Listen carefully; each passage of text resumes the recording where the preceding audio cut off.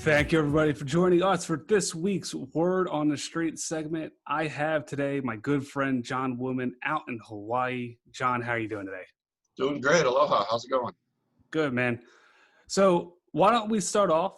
Give us a little bit of a background about yourself. How did you get in automotive? 2009, I got out of the military, and I spent a year on my own trying to just studying internet marketing, trying to build a business. Ran out of money. One of the guys that used to work for me in the Navy was working in a dealership group and said, "Hey, I'm moving positions. If you want, you can take mine." And yeah, went to the dealership and started selling cars right there on the point. Was that simple? That you just went in and like, hey, I'm ready to start selling? And, with the attrition rate of most salespeople at dealerships, it's not too hard to get, in on the ground floor. And they were willing to give me a chance. So I busted my butt and sold cars. And about within a year or so, they kind of figured out I understood a little bit of this internet marketing thing, and kind of gave me a little bit, and I took and ran with it, and then they gave me a little bit more, and just kind of worked my way up from there. That's awesome. And so what is your current role and title at Cutter? So current title is Internet Director. Sometimes in a lot of dealerships, you can wear many hats and get called for a lot of different things. So a group like Cutter, how many stores does Cutter own? And what is it like working for a group rather than like a single point dealership? Well, for the group, obviously you gotta, at least for us, we try to keep, because we are a lot closer. I know there's some groups that are spread out over states, vast distances. We're all within about 15 miles of each other. So we do try to keep everything as uniform as possible, regardless of make, model, brand kind of thing. So we have 2 Chrysler Jeep Dodge locations, one in Honolulu, one in Pearl City. One of those has got the Fiat brand with it. We've got 2 Mazda locations, Buick GMC, and we have Volvo now. Oh, that's awesome. So if you're listening and you're paying attention, John has mentioned that he's from Hawaii. Obviously, were you born in Hawaii, or did you move out there? I'm from West Coast, Michigan. Okay. And when did you move out to Hawaii? I first got to Hawaii back in 1993. Again, joined the military fresh out of high school. That brought me here to Hawaii. I was in Monterey, California for a few years for schooling a couple of times. And then every time always just brought me back to Hawaii. So when it was time for me to get out, 2009 economy wasn't necessarily doing the best. West Coast Michigan had been slaughtered economically. And so it was kind of like, stay here where you had a possibility of getting jobs, or, back home where there was nothing available for a while. Right. What was some of the things that were the biggest differences when you moved out to a place like Hawaii versus somewhere like the Midwest? Obviously the weather's a little nicer, but weather is a little bit nicer. I still complain it's a little warm for my taste, but don't have to deal with the snow and the cold and the 6 months of it trying to go away. Beyond that, culturally there's a few different things sometimes. Occasionally things have a little bit of a slower pace here, and especially if you're coming from the East Coast or some of these hustle and bustle cities, you got to kind of slow down and let things kind of go their own pace at times, I believe. Beyond that, food's completely different. You have Hawaii's such a diverse culture, a lot of different influences. Obviously, Hawaii is almost a halfway point between the United States mainland and Asia. So you got a lot of Asian influence too in what surrounds us here. That's cool. So obviously being a part of an automotive manufacturer or an automotive group in Hawaii comes with its own challenges. What do you think some of those challenges are versus some, working in Detroit? Some of it, I really think, especially on the digital side of things, we're kind of a unique market. Yes. I remember one year we went through 3-4 different SEM companies, right? And it was all for, different reasons. A lot of time, lack of communication, but it was basically, hey, up front, we're a different market. People react a little bit differently here. They're like, oh, yeah, we got you. And, metrics would show they weren't doing a great job because they were trying to treat us like someplace in some other market, they weren't really digging down to see what those differences were. We even had one that literally like shut off all our spending for like 2 weeks. Oh, we're just saving everything up for, Memorial Day weekend or whatever. It's like, we never asked you to do that. Well, that's what everybody, over here is doing. We're like, but we're not everybody else, kind of thing.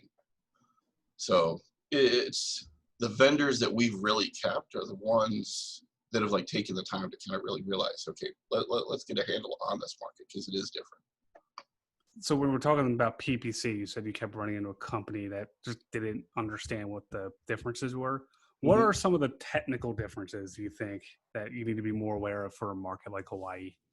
It's kind of weird, getting into the KPIs and things like that. It's just watching the metrics. I don't know. Compared to back then to what's going on now, I think now is just more what I've really noticed, and this is one of the few good things I've seen about Mazda is kind of the what do they call it?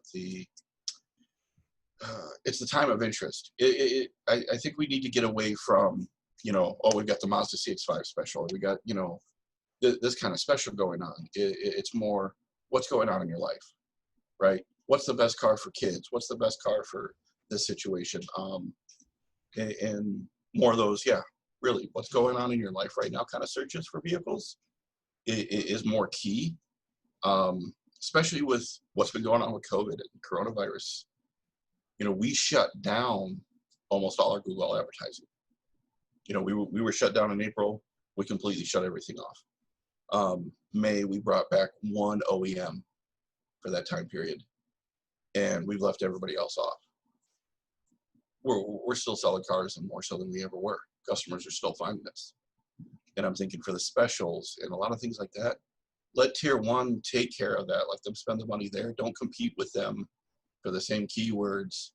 In that kind of instance, find other areas where you can kind of stand out that tier one's not going after. You talked a little bit about content strategy and things that you find are working for you or things that you like to see. Well, I will tell you one unique thing about Hawaii here too is, okay, so we're a state that's comprised of several islands. The state is called Hawaii. One of the islands is called Hawaii.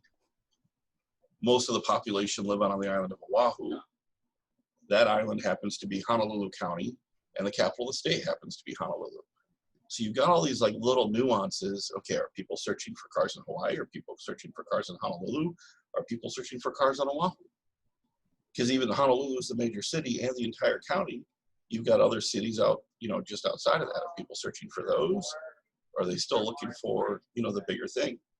For us, we actually found one of the big searches is actually the island's name, more so than the city or the county. So then you got to have content kind of around that. Think times when we've gone after marketing for Hawaii or like the bigger name, we end up getting a lot more customers that are on another island. And aren't there like nicknames for some of the islands too? Like the really. Big Island is one of them. The Big Island is one of them, and that's the island of Hawaii. And that's why, things just get confusing sometimes because are you talking about an island? Are you talking about the state? Right. It overlap. And you're kind of just hoping that Google could pick up the difference between all of these and just kind of praying yourself. So you have to be very explicit in your content to say, no, we're talking about very specifically this part of it, this county, this whatever. Right. Well, and it's like I say, it's Google understanding it one way, but at the same time, our customers searching for it, that can be completely different. Right. And also even the customers reading it too, because you got to Right. think if a customer actually reads this, are they going to understand where you're located? How can I get there? Is it worth getting there? Is it worth reaching out to? Yeah. So it's definitely a tricky situation versus someone that's in like Bloomington, Indiana, where you're just like, you have a city, you have a state, you can kind of target it pretty easily. Right. So what are is there any differences with the OEMs? Because obviously they ship the cars out there. Is there any like cost differentials or? There's like, if you look at like a warranty label on new cars, right, you'll see like an extra $50 destination fee for Hawaii. And I'm like, really, you ship the car, how many thousands of miles, and you're only adding $50 to it? Beyond that, a lot of times we're lumped in with like California business centers, Okay. right? So it's like, okay, well, this is working over here in California, but like, well, we're over here. We might need something a little bit different. So some manufacturers sometimes like work with that a little bit. Some manufacturers just like, okay, whatever. Do you get a lot of what's like the market for the actual vehicles themselves? Do you get a lot of like four-wheel traffic, or is it more sedans and coupes?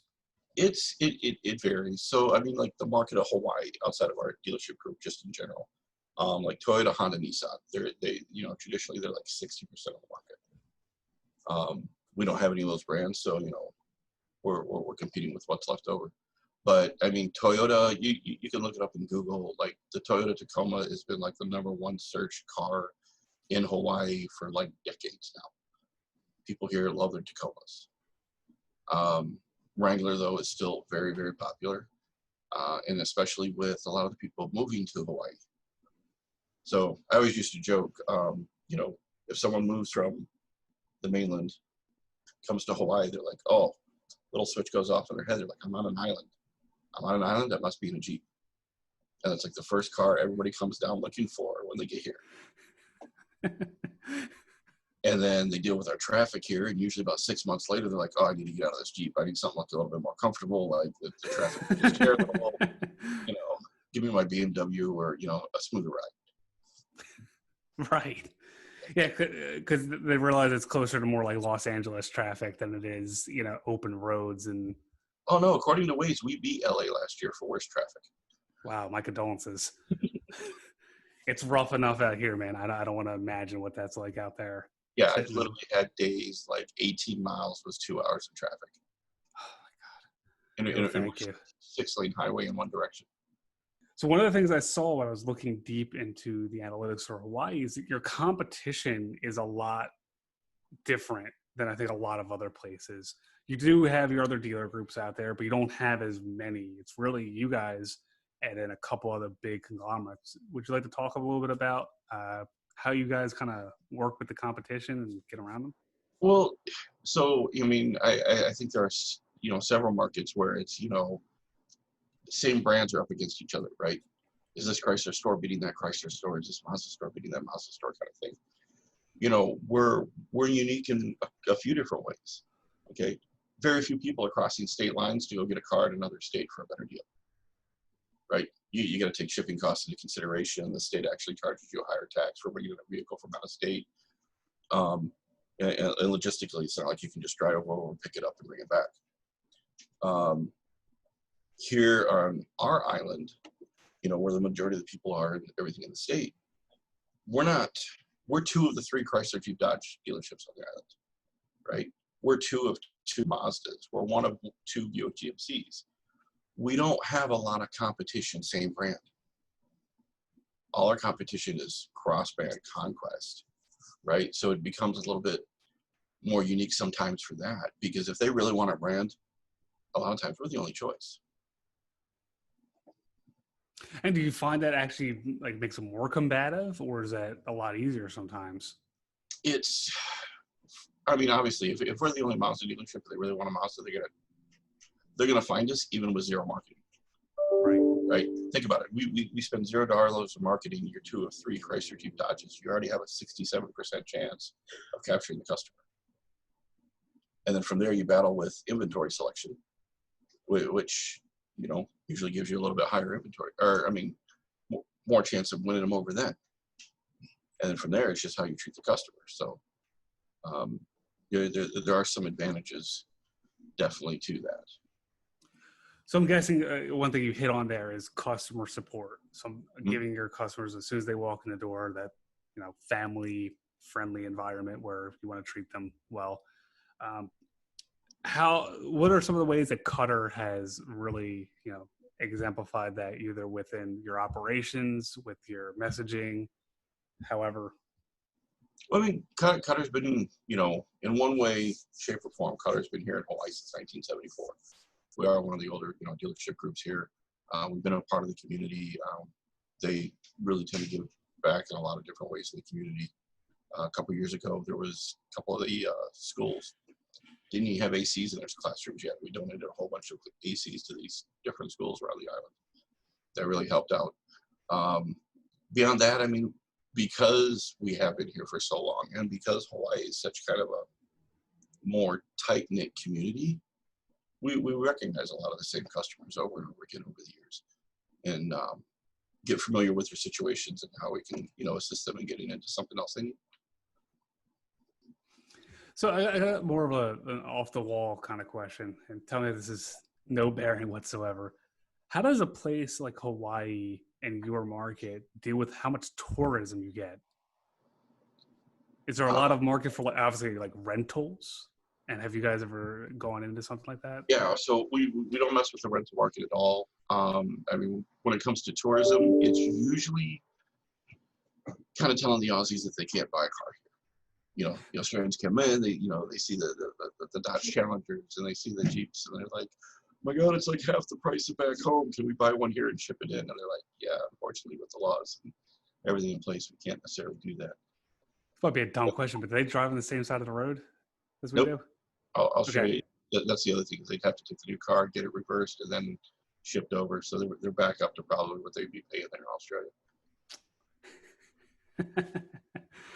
Yeah, because I was thinking that, if you have a place like that, you have people going there, and Hawaii is not a cheap destination, versus a lot of your other traditional places. So you have people already spending. How many of those are coming in looking for a car and trying to find something along the way? Um, do you find it probably would, does that make more sense with the higher up brands, like not higher up, more expensive brands like, your Acuras, your BMWs, your Audis, versus someone like coming in and looking for, like a Mazda? Well, I mean, as far as Mazda traditionally has been one of the better, leases available here in Hawaii, or very competitive lease. A lot of Cutter employees, in fact, even just they lease the Mazda just for what you get for the price point. Beyond that, when it comes to the rental, yeah, like I say, we've never really messed with the rental service here in Hawaii. The Hertz, the Dollars, the big boys that kind of like they take care of all the rental there. And then you've got a couple places in Waikiki that'll like lease like the really high line Lamborghinis, Ferraris for hundreds of dollars a day, kind of thing. Yeah. Right. And then on top of that, you also have such a heavy military presence too. And obviously someone who's been in the military yourself, Right. you've had that first experience with that. Walk us through like what that looks like from either like a marketing perspective, or again, when you have people that are only there for a short amount of time. Right. Well, as far as the military, so each location does have their like little uniqueness when it comes to like percentage of customers that are military. Like you look at our Chrysler, Jeep, Dodge, and Honolulu, 50% of it's maybe military, and the rest of it being local. Right next door to it, our Mazda Honolulu location, that store is probably like 80-90% local. Right. You go back up to Pearl City, which is a little bit more Central Island, closer to Schofield Barracks, one of the largest military installations in the Pacific. And that store is like 80-90% military sometimes, as far as customer clientele. And so you see a lot of that. But the thing with the military is they're out of here every 36 months, right? And they're back onto the mainland. So your equity mining, your long-term follow-up with some of those customers like that, they're gone before it's time for them to kind of like cycle through their vehicles. And So how that do you doesn't, accommodate for that? well, but every time they're leaving, you got new people coming in. And so it's just, we're constantly dealing with a lot more new customers as opposed to that traditional long-term at that location. Like I said, each location's a little bit different. So it just kind of varies with the mix. Yeah, right. Do you have to change the way you do lease deals at all in case somebody needs to leave suddenly, or? Well, as far as leasing, there's actually I think it's a federal law that has it set. Like if a military member has to get deployed, right, for whatever reason, for over 6 months, they can actually, through the leasing company, terminate their lease for those reasons and turn in their car. Obviously, that's outside the dealership's control. We just help facilitate the initial lease contract. Gotcha. But a All lot of right, so military, if you want to come in, they're only going to be here for that 36-month period of time, and so it's like, okay, I want to lease a car for 36 months. Because coming here, they're only allowed to ship one vehicle. So if they need a second vehicle, right, then it's like, okay, do I lease it? Do I buy a cheap used one? Like, what do I do for that second car? Because I'm only going to be here for this period of time. So I want to shift gears a little bit and start talking a little bit more about digital marketing, because again, that's your background. That's what I've known you for. What do you see as kind of like the trend right now with, you know, new services coming out, new tools, the way dealers are treating digital? I mean, obviously, the DRS, the digital retailing solutions, is the talk of the town. A lot of OEMs are starting to make that a requirement. The OEMs have gone through and they've done their choice. So it's like, okay, we'll take this one, but not that one. And they kind of like pre-selected certain ones out there. One thing that only, Glenn Pash started talking about it about a year, 2 years ago, big time really started pushing it. George Nenny has really been pushing it, actually produced a really good book.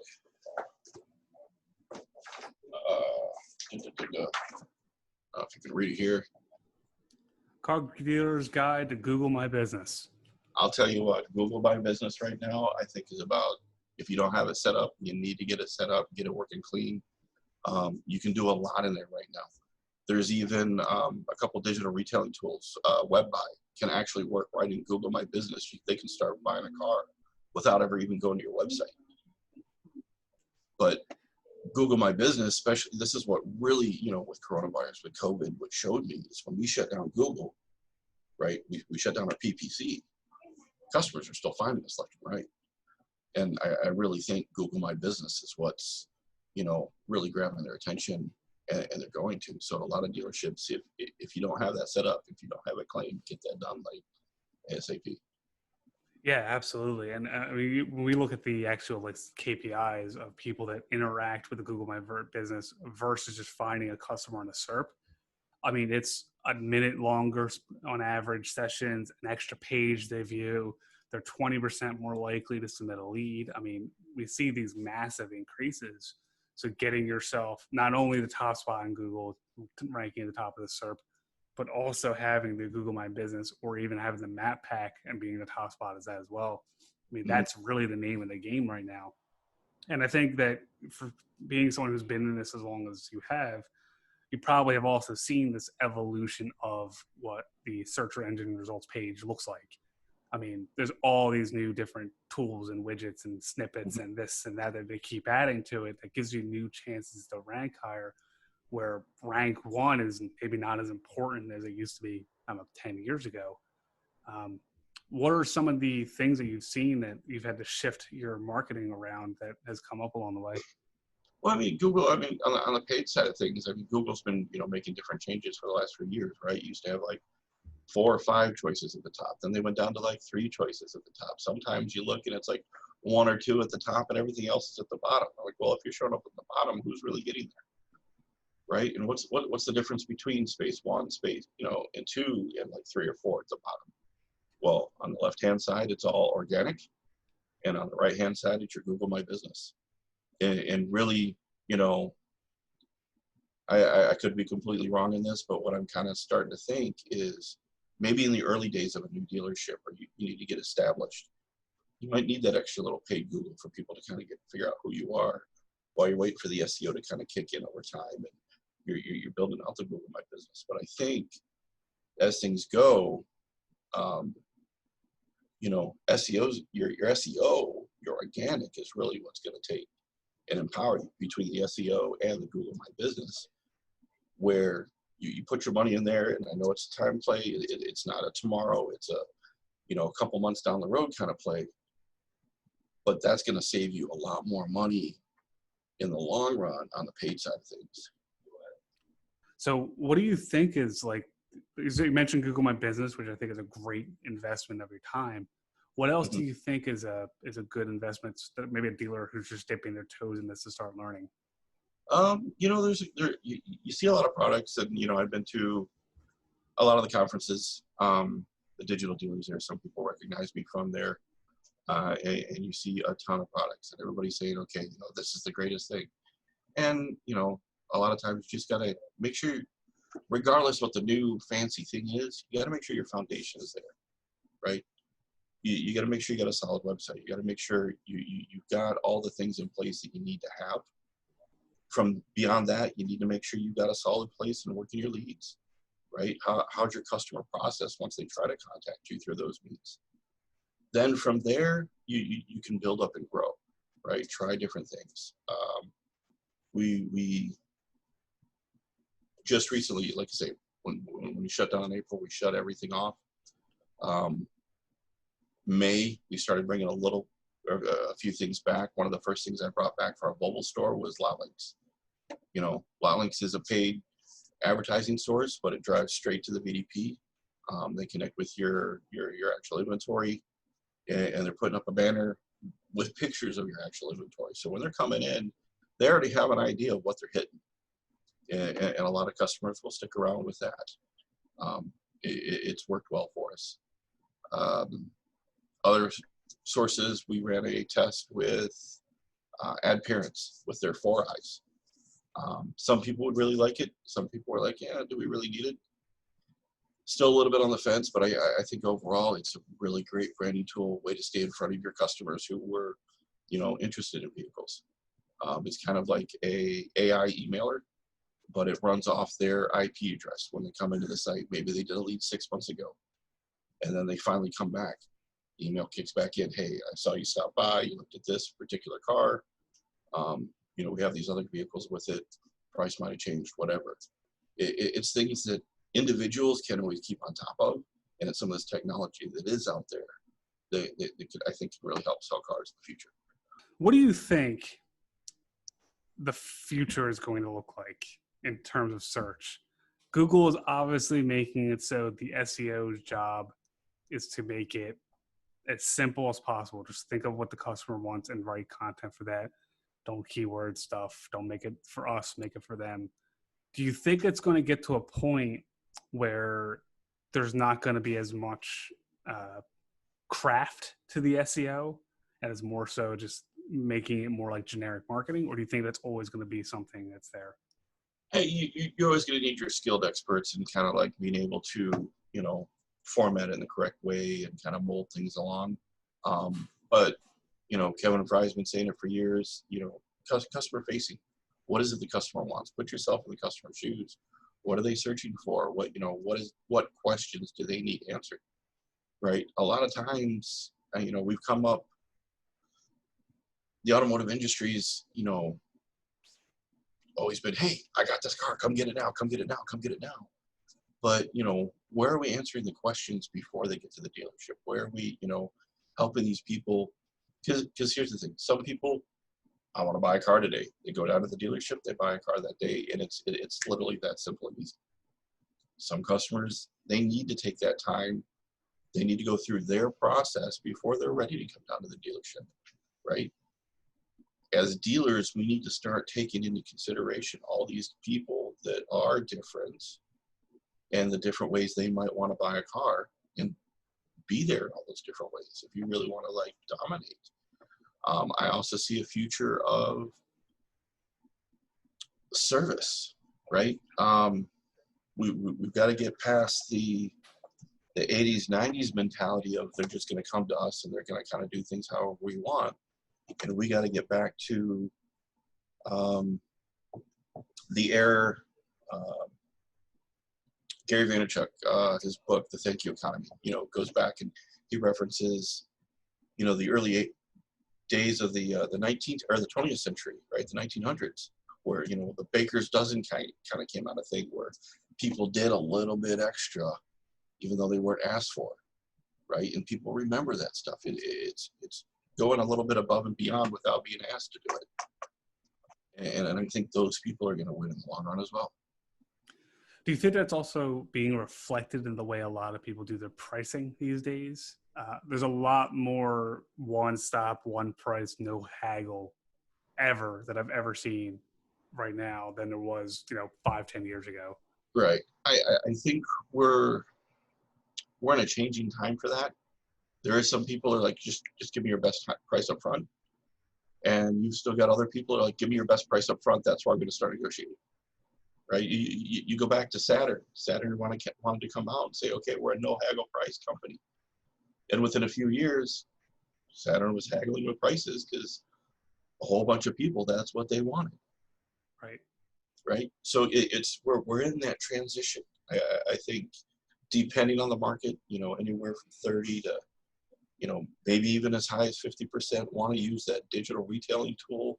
Just click, click, click, no haggle, boom. And you still got your older generation, and it just, your people who have bought cars before, dealerships, those previous dealerships taught them how to buy cars from you, right? We got to haggle. We got to go after it. Like whatever, you're dealing with all that history that those that came before you laid down, and then you've got the newer generations that maybe haven't bought new cars before, right? And they are used to the Google checkout, the Amazon checkout, and the one-click buy, and they want to go that way. So it's going to take a few years, I think. I think eventually we will get to, for the most part, the one price, dealer click or checkout cart. But you got to play both sides right now, I think. Which makes it mean that you have to have both the skills sharpened.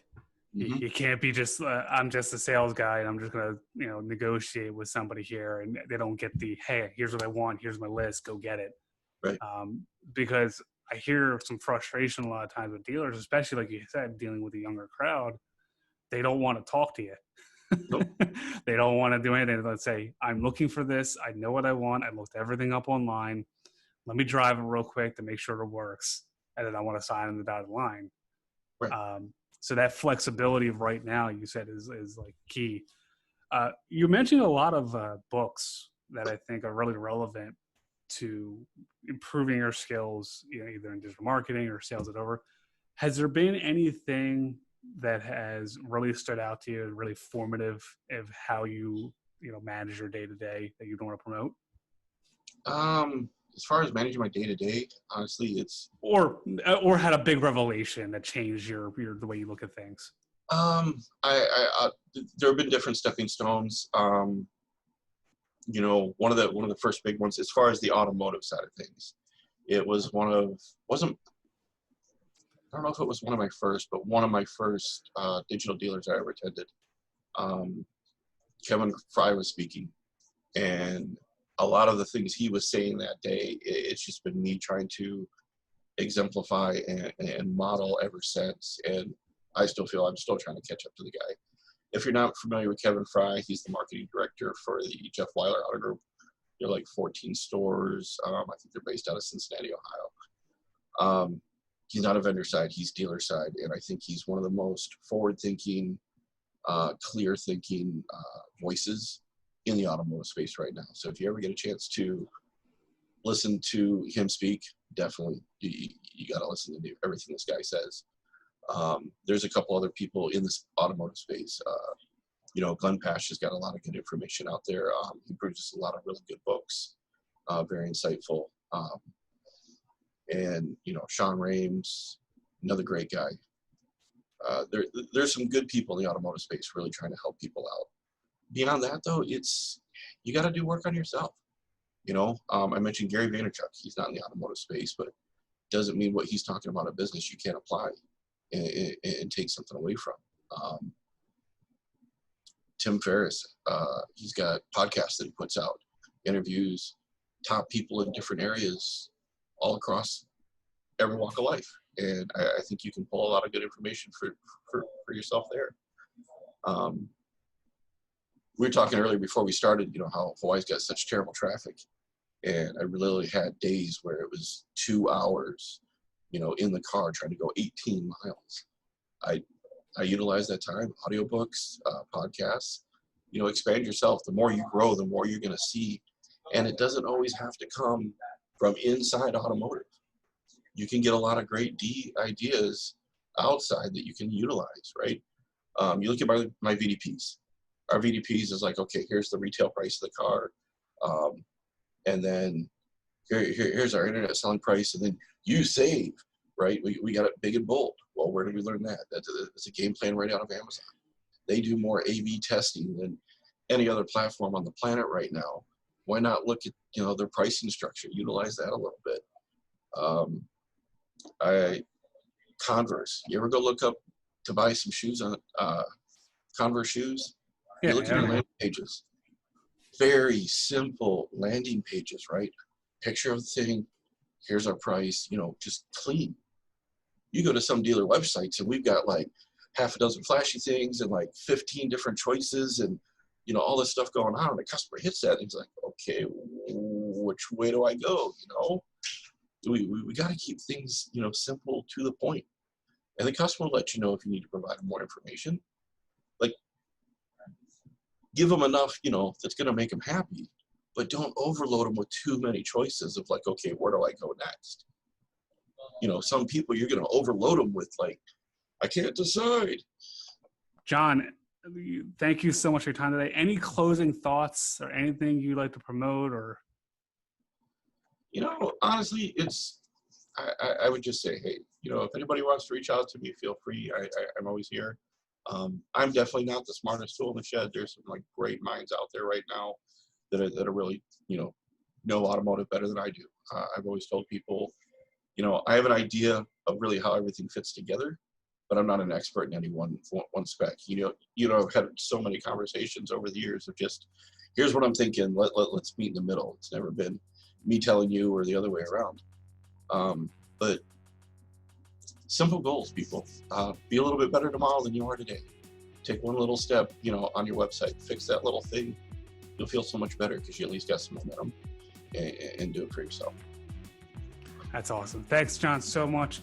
If you'd like to connect with John, we'll have his link to his LinkedIn in the profile and also a couple other links so you can reach out to him. Also, if you'd like to reach out to us, you can also check out our links in the below. John Woodman, thanks so much for stopping by today. All right. Aloha. See you, buddy.